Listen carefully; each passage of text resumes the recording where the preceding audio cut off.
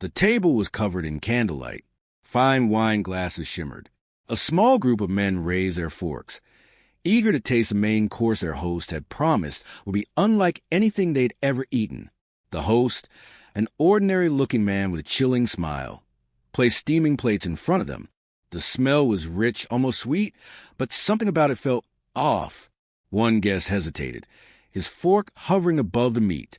"What exactly is this?" he asked with a nervous laugh. The host leaned in, lowering his voice. "It's special. Flown in all the way from Georgia. She thought she came here for love." The room fell into silence. The men exchanged looks. And then the truth hit them. They weren't just eating a special dish. They were eating the body of a young woman who had flown across state lines to meet the man she thought was her online lover. Jessica Martin was 29 years old, living in Atlanta, Georgia. She worked as a graphic designer for a small marketing company. Life wasn't easy. Student loans, long hours, and the loneliness of coming home to an empty apartment each night. But she had hope. She believed love could still find her, even if it meant looking online.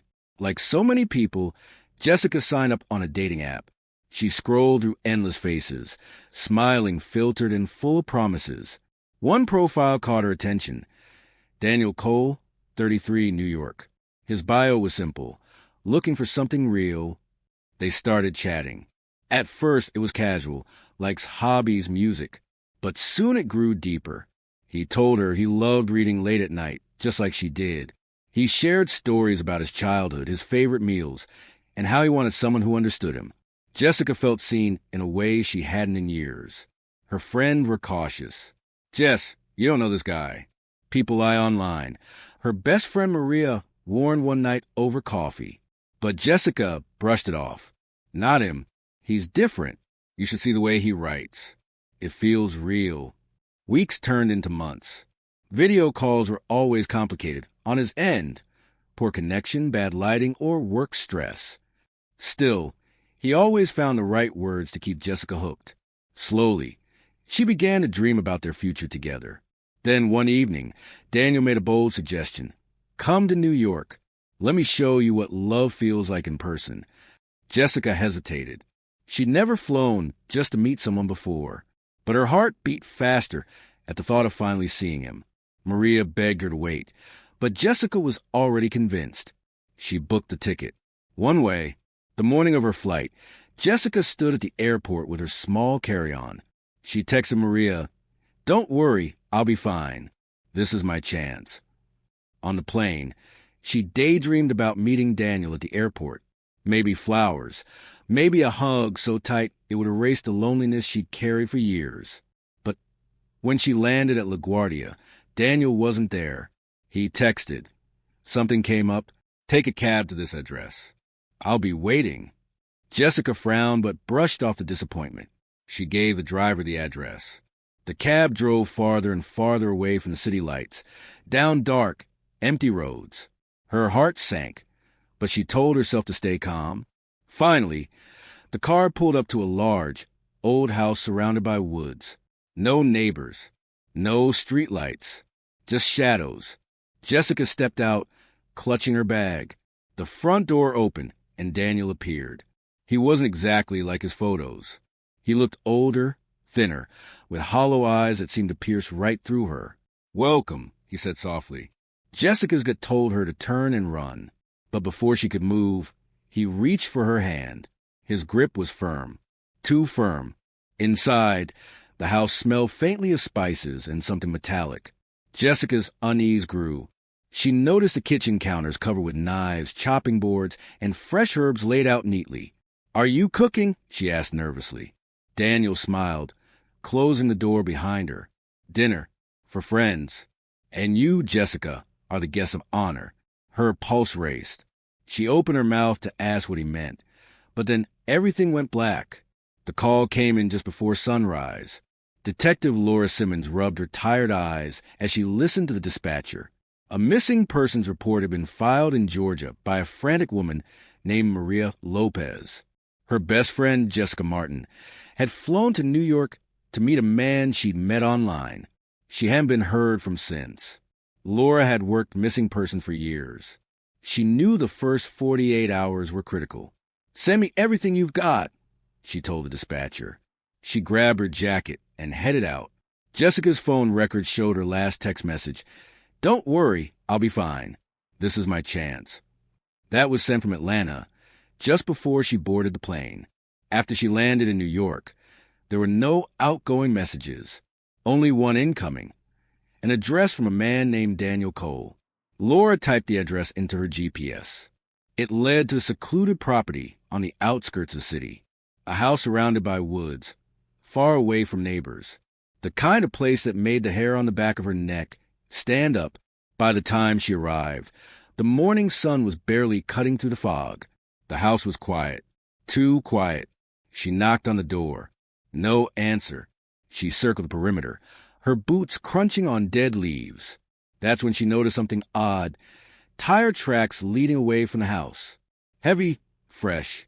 Inside, through a cracked window, she could see a dining table set with candles and expensive wine glasses. Plates were stacked neatly, ready for use. But the kitchen caught her attention most. Knives lined up, cutting boards stained dark. Something had been cooked here recently. She radioed in backup. When the team finally forced entry, the house was empty. No Daniel. No Jessica. Only the chilling remains of what looked like a half-clean kitchen after a large meal. Laura's stomach twisted as she leaned closer to one of the cutting boards. She could see strands of long brown hair stuck in what looked like dried blood. She pulled back, her hand shaking. Maria's voice replayed in her mind. "She's my best friend. She wouldn't just disappear. Please, you have to find her." Laura knew then this wasn't just a missing persons case. Something darker had happened here. Something brutal. She turned to her partner, Detective Grant Miller. "We're not looking for a runaway. We're looking for a crime scene." And then, just as the forensics team began bagging evidence, one of the officers called out, "Detective, you're going to want to see this." They had found something in the basement freezer. Something wrapped in butcher paper. Something that was still bleeding. Detective Laura Simmons stood frozen in front of the open freezer. The butcher paper was thick, but crimson stains seeped through the edges. The officer who had pulled it out of the basement held his breath. Laura slipped on gloves and carefully unwrapped the package. The sight made her throat tighten. Inside was raw meat, but it wasn't beef or pork. The shape, the texture, the faint trace of a human fingernail still attached, told her everything she needed to know. It was human. She slammed the freezer shut, her heart racing. "Bag it. Get it to the lab. Now!" Her partner, Detective Grant Miller, muttered under his breath, "This isn't just a missing persons case anymore. This is a slaughterhouse." But as horrifying as the discovery was, there was still no trace of Jessica's body, just fragments. By the afternoon, the case had already attracted attention. The local news picked up on the mystery house in the woods. Reporters circled outside the property, their cameras flashing, demanding answers. Laura stayed focused, blocking them out. She had a mother and a best friend back in Georgia waiting for answers, and she wasn't about to let them down. The first step was to track Daniel. But when Laura ran his name through the system, nothing solid came back. No driver's license. No social security number. Not even a parking ticket. It was as if Daniel Cole didn't exist. She cursed under her breath. Fake identity. He lured her here with a name that isn't real. Still, there were leads to follow. On the kitchen counter, Tech Forensics found a wiped laptop. Buried in its drive was a single save username, dinnerhost_92. The detectives ran the name through every database they had, dark web, forums, even food blogs. Hours later, a connection appeared. The username was tied to a private online group known as the Epicurean Circle, a disturbing forum where users bragged about tasting the forbidden. Laura felt her stomach turn.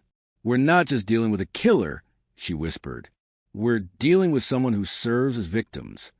The next morning, she and Grant traced the IP address linked to dinnerhost_92. It led to a shared workspace in downtown Manhattan. They stormed the location with a team, but when they arrived, the office was clean. Too clean. The computers had been scrubbed hours earlier. Whoever Daniel really was, he knew they were coming. And then, as if to taunt them, a new clue surfaced. At the precinct, Laura received an unmarked envelope addressed to Detective Simmons. Inside was a single photograph, a dining table set for 8. In the center of each plate was a neatly arranged piece of cooked meat, and on the back of the photo, scrawled in red ink, were 5 chilling words. She was the first course. Laura's hand trembled as she held the photo. She had seen monsters before, but this was something else. She looked at Grant, her jaw set. He's not just hiding. He's playing with us. That night, when Laura tried to sleep, Maria's words replayed in her head. She wouldn't just disappear. And as much as Laura wanted to believe she was too late, that Jessica was already gone, the chilling thought gnawed at her. What if Jessica was still alive? What if Daniel hadn't finished his meal yet? Detective Laura Simmons hadn't slept in 30 hours. The photo burned in her mind. The dining table, the cooked meat, the words. She was the first course? Was it a taunt or a confession? At the precinct, the task force gathered around the evidence board. Photos of Jessica, the house in the woods, the freezer contents, and now the eerie note were pinned up. Grant pointed at the username they had traced. Dinner host _92 wasn't working alone. Forums like these thrive on community. There's a circle of them, maybe dozens. We need to find out who else was at that table. Laura nodded. If he served her body, someone ate it. Someone out there knows what happened. They chased lead after lead. A forensic tech identified one partial fingerprint on the wine bottle left at the house. It belonged to a man named Leonard Hayes, a mid-level Wall Street broker with no criminal record. Laura and Grant pulled him in for questioning. Hayes sat across the table, sweating through his tailored suit. I don't know anything, he stammered. Yes, I know Daniel or whatever he called himself. He invited me to a dinner once. I thought it was some exotic food event. I didn't know it was that. Laura leaned in, her eyes sharp. You sat at his table. You ate what he gave you. Don't tell me you didn't notice it wasn't steak. Hayes buried his face in his hands. He said it was imported, a rare delicacy. By the time I realized it was too late, Laura's jaw tightened. She wanted to slam her fist on the table, but she stayed calm. Where is he now? Hayes shook his head. He disappears after every event. We never know his real address. He sends us invitations, always different locations. The only clue Hayes gave them was a burner phone number Daniel had used. The tech team tried to trace it, but every ping bounced across different towers, leading them nowhere. Another dead end. That night, Laura sat in her office, staring at Jessica's smiling photo. Her friends had warned her about online dating. They'd told her to be careful. But Jessica wanted love. She wanted something everyone craves, the chance to be chosen, to be seen. And now she was gone. Grant knocked softly and stepped in. You should go home. Rest. Laura shook her head. He's ahead of us, Grant. Every step. If we stop, even for a second, we lose her completely.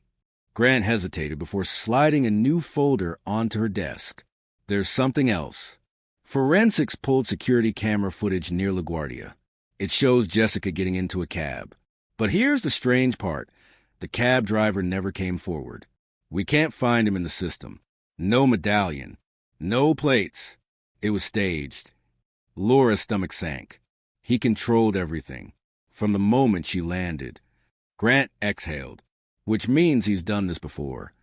Before Laura could respond, an officer rushed into the office, holding another envelope. This just came in for you, detective. Laura's blood ran cold as she opened it. Inside was a flash drive. The screen in the briefing room flickered as the team plugged it in. The video was grainy but clear enough. It showed Jessica, alive, tied to a chair in a dimly lit room, her eyes wide with terror. And then Daniel's voice echoed from the speakers. Detective Simmons, you're invited to the next course. The video cut to black. The video replayed over and over in Laura's mind. Jessica alive, bound, terrified. The entire task force had gathered in the briefing room, the air thick with silence. No one wanted to admit what they all feared, that the video might already be old, that Jessica could already be gone. But Laura clung to the one thing she had left: hope. "Freeze it," she ordered. The tech paused the video. Laura leaned in, studying the background. The walls were concrete, bare. A single pipe dripped water in the corner. It wasn't the house they'd already searched. This was somewhere else. "Check for sound bleed," Laura said. The tech rewound and boosted the audio.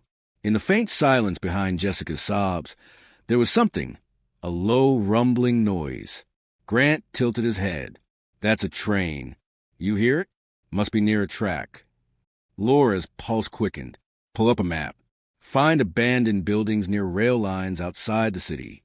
Hours later, they narrowed it down to 3 possible sites: an old cannery, a condemned factory, and a slaughterhouse that had been shut down for years. The team raided the cannery first. Empty. The factory second. Nothing but rats. The slaughterhouse was their last hope. As the SWAT team moved in, Laura's chest tightened. The building reeked of rust and rot. Chains hung from the ceiling, swinging in the draft. In the center of the floor were long metal tables, stained dark. But no Jessica. Instead, they found something else. Dozens of Polaroid photos pinned to the wall. Each one showed a different woman, smiling in some, terrified in others. And beneath every picture was a date. The earliest went back 6 years. Laura's blood went cold. This isn't his first victim. "Jessica's not the beginning," Grant whispered. How many people has he done this to?" Laura didn't answer. She couldn't. Later that night, as the evidence team bagged the photos, Laura found herself staring at one detail over and over. In the corner of several pictures, there was the faint shadow of a man's arm. Always the same arm. A tattoo of a serpent wrapped around a fork. It wasn't just Daniel. He wasn't acting alone. The next morning, a breakthrough came. Forensics matched the serpent fork tattoo to a known member of a private supper club in Manhattan. A man named Victor Hale, a wealthy art dealer with a reputation for hosting exclusive dinners. Laura slammed the file shut.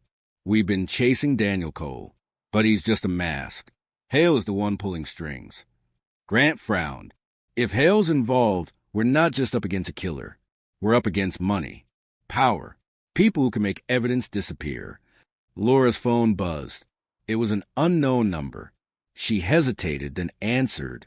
A low voice whispered on the other end. "You're too late, detective.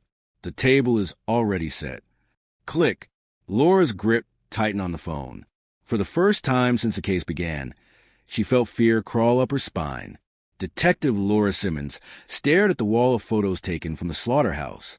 21 women, 21 dates, 21 lives erased. The faces haunted her. She had worked homicide for years, but never had she seen something this organized, this ritualistic. And now, Jessica's picture would likely be added to the wall, unless Laura could stop it. But the investigation was collapsing. Every time they traced a lead, an address, a burner phone, a digital trail, it evaporated.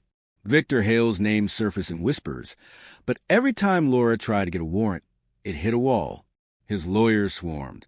His connections stretched into politics, business, and law enforcement. Even Grant muttered one night in the squad room, "We're punching at ghosts. They're untouchable." Laura clenched her jaw. No one is untouchable. But the words sounded weaker than she meant them. The following day, a grisly discovery deepened the despair. A jogger found black garbage bags dumped near the East River. Inside were charred bones. Forensics confirmed they were human remains, but too damaged to identify. Maria, Jessica's best friend, called Laura sobbing. "Is it her? Tell me it's not her." Laura didn't know what to say. She couldn't lie. She couldn't give hope where there might be none. "We're still running tests," she whispered. "But I promise you I won't stop." After she hung up, she sat alone in her office, head in her hands. For the first time in years, Laura felt powerless. She dedicated her life to justice, but this case, it wasn't just about a killer. It was about a network. Wealthy men hiding behind masks, using women as courses. And they were always 2 steps ahead. That night, something worse happened. Laura pulled into her driveway after a 14-hour day. The porch light flickered. Her stomach dropped. She hadn't left it on. Gun drawn. She entered her home. At first, everything looked normal. But when she stepped into the kitchen, her blood ran cold. On the table was a silver serving tray. Resting on it was a raw cut of meat. And beneath it, a note. Detective Simmons, you've been invited. Would you care to join us at the table? Her hands shook. They weren't just taunting her now. They were watching her. Grant arrived minutes later, pale with fear. Laura, this isn't just about Jessica anymore. They're targeting you. For the first time, Laura's mask cracked. She sat down heavily, gripping the edge of the table. What if we can't stop them? She whispered. What if they're too powerful? The silence that followed was heavier than any words. And then, just when the case seemed lost, her phone buzzed with an unknown message. Attached was a single photo, Jessica. Still alive, eyes wide, tied to a chair. But this time, in the corner of the image, a reflection showed something new. A chandelier. Gold. Ornate. Grant leaned over her shoulder, whispering, That's not just any chandelier. That's Hale's penthouse. Laura's heart jolted. For the first time in weeks, the darkness cracked with a sliver of light. She finally had proof. Detective Laura Simmons stood in front of the evidence board, her eyes locked on the grainy photo of Jessica. The gold chandelier shimmered faintly in the corner, unmistakable to anyone familiar with New York's elite. Victor Hale's penthouse. It wasn't much, but it was the first concrete link tying Jessica directly to him. Laura slammed her fist on the table. This is it. This is where he's keeping her. Grant frowned. Laura, we've tried before. Judges won't touch Hale. His lawyers will tear apart any warrant requests. Then we don't go through the courts. Laura snapped. Her voice trembled with both fear and determination. We go in anyway. If we wait, she's dead. Grant hesitated. Breaking into the home of one of the wealthiest men in Manhattan without legal clearance was career suicide. But the thought of Jessica tied to that chair, waiting to be served at the next dinner, silenced his doubts. I'm with you, he finally said. The plan was reckless. They would use the chandelier as their entry point. Hale's penthouse had been featured once in a luxury magazine, with photos showcasing his gaudy taste. The same chandelier hung above the dining room table. If Jessica was there, she wouldn't survive the next event. Laura pulled in a trusted SWAT commander off the record. No paperwork. No approvals. Just a promise. If this goes wrong, you've never heard my name. That night, the city lights glittered below as the team gathered outside the towering building. Hale's name was on the buzzer. Of course not. But they knew the floor. The top one. The one with bulletproof windows and guards in the lobby who had been bribed to look the other way. Laura's heart thundered as the elevator climbed. When the doors opened, the hallway was silent. Too silent. The team moved quickly. Breach charges went on the penthouse door. Laura took a deep breath. This was it, her last chance to save Jessica. 3, 2, 1. The explosion rocked the hall as the team stormed in. The sight that met them froze Laura in place. A long dining table stretched across the room, lined with crystal glasses, silver cutlery, and plates already set. At the head of the table sat Victor Hale, calm as a man awaiting dessert. Around him, 6 other men in tuxedos sipped wine, their expressions unreadable.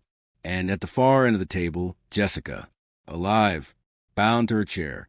Her eyes widened in shock as she saw Laura burst through the door. Hale smiled, raising his glass. Detective Simmons, right on time. We save you a seat. Laura's finger tightened on the trigger. The SWAT team spread out, weapons raised. But something wasn't right. None of the men moved. None reached for weapons. It was as if they'd been expecting this. Grant muttered, "Why aren't they resisting?" And then Hale leaned back, smirking. "Because, Detective, the game doesn't end with me. You've only uncovered the first layer. Arrest me, and the circle will still feast tomorrow." Laura's gut twisted. She had him, but he was daring her to believe it wouldn't matter. For the first time, Laura realized she wasn't just fighting one monster. She was fighting an entire system. Still, She took a step forward, eyes burning into Hale's. "Then tonight," she said coldly. The room erupted into chaos. The moment the SWAT team stormed Victor Hale's penthouse, the illusion of calm shattered. Glasses toppled, wine spilled across the pristine white tablecloth, and Jessica screamed against her gag as chaos erupted around her. "Get her out!" Laura shouted, pointing to Jessica. 2 officers rushed forward, untying her restraints as she sobbed, her voice breaking with relief. But Hale didn't flinch. He sat back, swirling his wine, a smug smile painted across his face. "Do you really think this ends here, Detective? The circle is bigger than me, bigger than you, bigger than law." Laura's rage boiled over. She marched up, slamming her gun against the table. "You don't get to hide behind your money anymore. Tonight you face the truth." Grant and the SWAT team moved in, forcing the men to the ground. Some protested. Others stayed eerily silent, as if resigned to the outcome. Hale finally stood, brushing imaginary dust from his jacket, his calmness more terrifying than resistance. "You've just declared war," he whispered in Laura's ear as they cuffed him. "And wars aren't won with arrests." Back at the precinct, Jessica clung to a blanket, trembling but alive. She gave her statement in broken pieces. How Hale's men had taken her from the first house, how she'd been drugged, restrained, and told she'd be presented at a dinner no one would ever forget. "They said I wasn't the first," Jessica sobbed, "and I wouldn't be the last." Laura's chest tightened. The Polaroids confirmed it. Dozens of women, all silenced before Jessica. But for the first time, one had survived. The trial was a circus. Hale's defense team spun every argument, claiming the evidence was staged, that Jessica was a willing guest, that the police had illegally entered his home. The courtroom overflowed with media. The story plastered across every headline. The Epicurean Circle, Manhattan's cannibal cult. Maria sat beside Jessica every day, clutching her hand, whispering that she was safe now. But Jessica still flinched at loud noises, still woke in the night screaming. Laura testified for hours, her voice steady but fierce. "I have seen killers. I have seen monsters. But what I saw in that penthouse was evil hiding in plain sight. If Victor Hale walks free, then justice means nothing." The jury deliberated for 3 days. When they returned, the verdict echoed through the courtroom. Guilty on all counts. Jessica broke down sobbing. Maria hugged her tightly. Hale, for the first time, lost his massive calm. His jaw clenched, his eyes burning holes into Laura as the judge read out his sentence. Life without parole. But Laura knew the truth. Hale was only one part of the circle. The photos on the wall, the notes, the whispers. They suggested others were still out there, waiting, hiding behind wealth and influence. One night, weeks after the trial, Laura received an anonymous envelope at her office. Inside was a single Polaroid, a dining table, freshly set, empty plates waiting. On the back, in the same crimson ink as before, were 4 words: "The circle still feasts." Laura closed her eyes, a chill running down her spine. The case was over. For now, Jessica was alive. Justice had been served. But the war was far from finished. And Laura knew one thing for certain. This was only the beginning.